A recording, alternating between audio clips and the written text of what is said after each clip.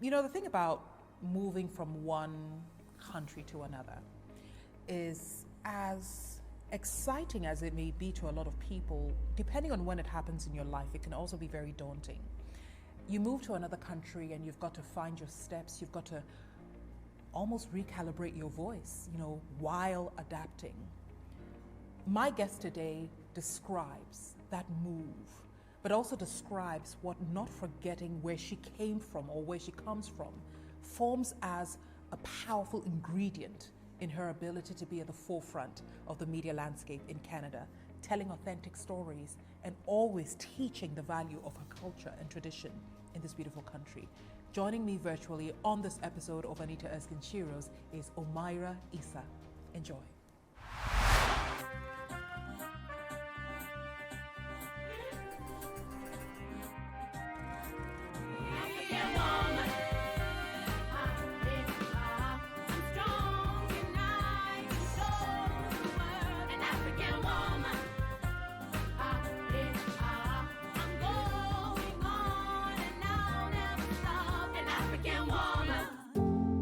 Omayra, take us back, to that pivotal moment on your journey. Can you describe it? Was there a moment like that you can put in words for us? I think a pivotal moment for me was when my family moved from Niger to Canada, because all of a sudden I had to really reinvent who I was, learn a new language, adapt to a new culture, meet new people, make new communities. And I moved when I was 16 years old. So that is a pretty significant and vulnerable time in any young person's life. And that moment shifted a lot of things for me, because, as an African coming into Canada, it was clear to me that I was going to adapt to the new culture I was living in, but also retain who I fundamentally am. That was a pivotal moment for me. Omayra, you're talking about adapting, and I really respect that. But I'm wondering, how did you navigate this new environment, this new space? And you did it so well, such that today you are actually teaching empowerment. How did you find your purpose? It all comes down to values, being anchored in my values. I'm a very values-driven person. Even when I'm faced with important decisions related to my personal life or to my career, I always ask myself, what is important to me in this moment and what matters the most? And that's always guided me. My grandmother raised me, and she taught me a lot about how to always be myself, and even in the most unconventional circumstances and even in the most unknown spaces I'm in. And that has always helped me. I think I have learned to become very adaptable. As we're talking right now, reflecting back on my life and realizing that in a lot of ways I've become very, very adaptable. Um, and that's what's guided me and continues to guide me. So, Omayra, you speak about adaptability, and I can only imagine that it's a process, a very difficult process. Would you have experienced anything or any situation that made you feel misplaced, probably even close to nothing? Any experience that derailed your focus in any way? Can you describe that experience to us? There was definitely a time, very uncertain time in my career for me. So I have been a journalist for a very long time in Canada, and news anchor as well, and producer. And a few years back, I was faced with a lot of resistance within the newsroom where I was working. Um, Quite simply, the ideas I had were not being welcomed with the positive feedback, etc. And so I felt very isolated, and I felt out of place quite a lot. to the point that I even considered leaving the profession. But I had a really significant conversation with a friend who also happens to be a journalist and in some ways a mentor as well. And I said, this is the point where I'm at. I think I might leave. And he said something, a bit of a turning point moment for me. He said, think about how far you've come and what you do. And I said, you're right. And so I had to think about how to transform the situation I was in. And and that's how I was able to turn that moment, which I think in many ways could be seen as a moment, a sticky moment. When you're in a space and you're not connecting with your colleagues, when stories are not going forward, when a vision you have is being blocked, it certainly can feel demoralizing and disempowering. But I had to find my power in that moment and claim that back. I'm listening to you describe your experience, and I'm also thinking on the show and even beyond, there are a lot of women who experience quite a lot of pushback, in their lives, in their places of work, etc. But, without the statistics in front of me, a lot of women also just cannot withstand the pushback and they walk away from it. How did you build the strength and the force to either go through it or overcome it? Yeah. Remember I was saying a bit earlier that I'm a values-driven person. I always remember growing up in Niger and not having access to all the things that I have access to now, and how I've had to make a way for myself. So I always remember my own story in moments of uncertainty. And my strength, I think, comes from my connection to a lot of very strong women in my lineage. Very, very strong women in my lineage who do not give up, who do not take directions, and who are leaders and builders in their families and their communities. And I call on them a lot. I really do, especially in moments when I need that strength to keep going. So it comes from within. It's a deep well, of always remembering who I am and how far I've come, and never letting external forces take up the space. And it's a discipline. You train yourself as well. I think as women sometimes, because there's so many pressures on us, can be a tendency to listen to everybody on the outside than ourselves, and to try to find cues from everybody else than us. I try to break that.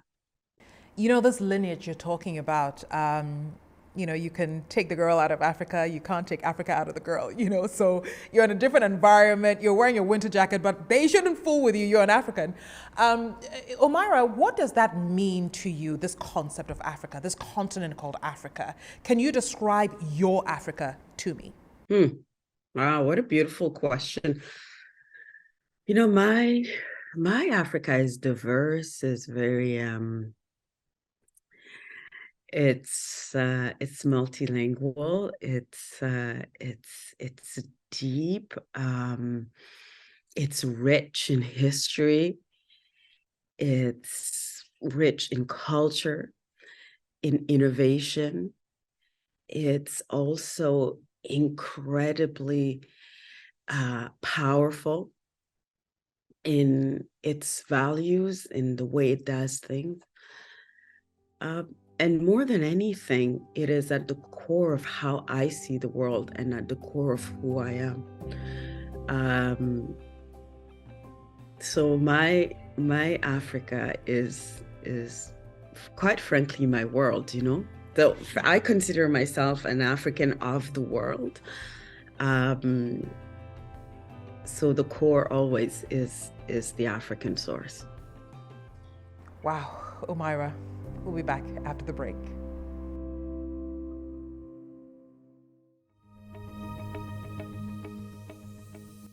Why Anita Erskine Network? Because I think that home is truly where the heart is. You know, home is where you have the utmost confidence and comfort in talking about who you truly are. And sometimes home is also the place where you lay a table for others to sit, to eat, to share. And that's what this network is all about. First of all, if you look at the design, right in there is this, the Adinkra symbols. Because Africa is important to me no matter where I go, no matter which space I find myself in. Africa is at the core of everything that I do. And then you can check out the cities and the beautiful skylines I've placed right on the logo. It means that no matter what we do, it's important to plug into what the world is turning out into.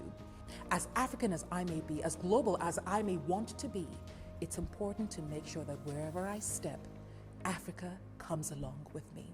Anita Erskine Network is for anyone and everyone who is interested in talking a talk that will lead to tomorrow's action.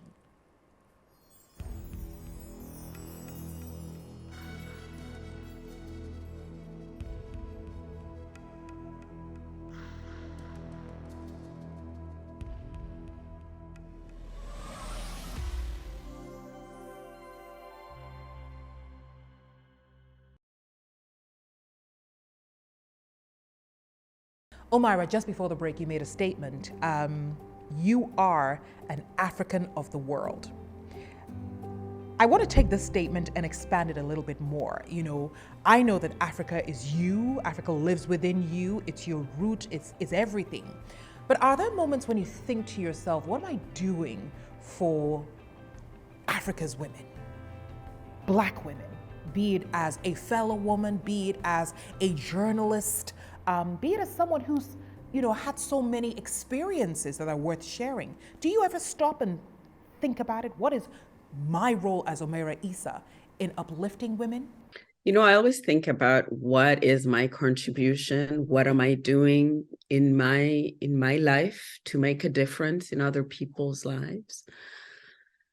I think I have a huge responsibility to African women, to Black women. What I've been doing for quite some time is giving back and sharing knowledge, opening door in my own capacity. I always think that if I'm the only one in the room, it's not enough. There needs to be more than just one. And I'm not attached to being the only one all the time.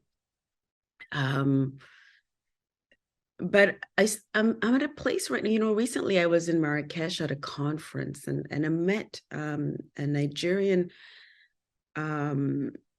who is quite incredible. He was telling me, he gave me an advice, a Nigerian gentleman who gave me an advice, and he said, think of your life in the decades. 30 years from now, what do you want to see? And so that's the place I'm situated in it right now, where I think about what is my role on the African continent beyond just the Canadian borders for the decades to come. I think so far what I have focused on is sharing knowledge, building capacity, mentoring has been a big part of the work that I have done to give back. And I intend to keep on doing that, you know. And I'm sure that in being able to share or being able to build capacity to mentor, clearly you're able to do that because you've got a lot of major life lessons, you know, under your wings. What would be the one that stands out the most? That, you know what, you could say, Anita, this is something that everyone must hear and everyone must tap into. You know, I think the most important life lesson I have learned is to never let other people define you. There's been various moments in my life when external forces have wanted to maybe pigeonhole me in a specific cage or an idea of who Omayra is. And I always resist against that, because I think we are here on our own paths, on our own destiny, and there is value and incredible gift in that. I met an elder not too long ago here in Canada, and this is a woman who has spent 40 years of her life, 50 years of her life as an activist around the world, as a women rights activist. And she's in her 70s now and continues to do that work. And she told me that every one of us, every single one of us, has a gift, and that it is our role to find what that gift is and to continuously nurture that gift and to give back. So that is something that I keep with me. And that's something that my own life has taught me. That's the number one lesson. And that means when you come across obstacles, because we do, all different kinds of obstacles, then you remember who you are always. Never, never let that go. So now that you know who you are, you've worked so hard to get to where you are. You are exemplary in every given way. Tell me what you would say to your 16-year-old self. You know, that 16-year-old that moved from Niger to Canada. If you had an opportunity to talk to her right now, what is it you would be saying to 16-year-old Omayra ISSA? Okay, so I will give her a big hug, because I remember how scared she was the day she was leaving at the airport. I think I would give her a big hug and I'll tell her she'll be okay.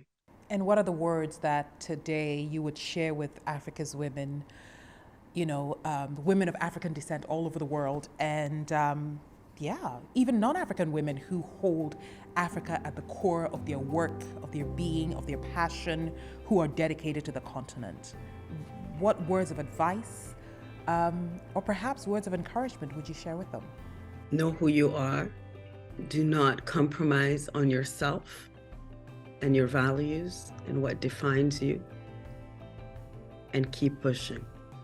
Your voice is yours to carry.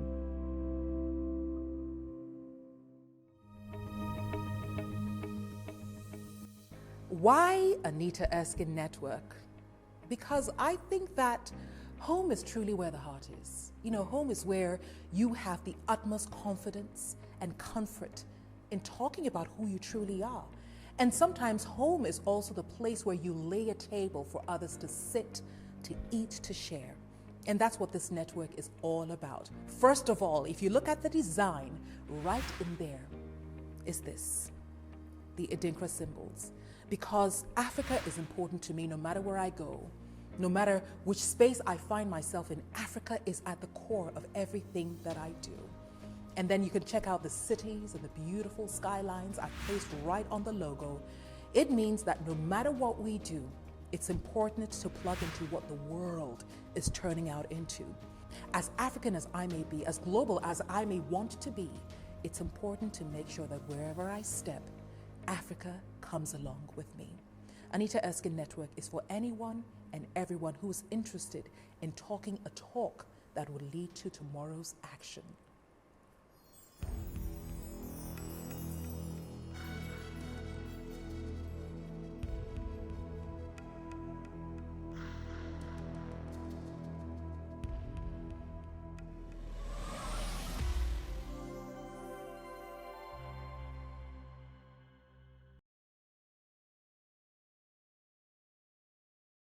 Your voice is yours to carry. That's a tweetable, says Omayra ISSA. Thank you so much for joining us on Anita Erskine's Sheroes. And we'll keep watching because one of the things I am sure of and I know is that women like you bring so much joy and hope to the rest of the world. Thank you, Omayra.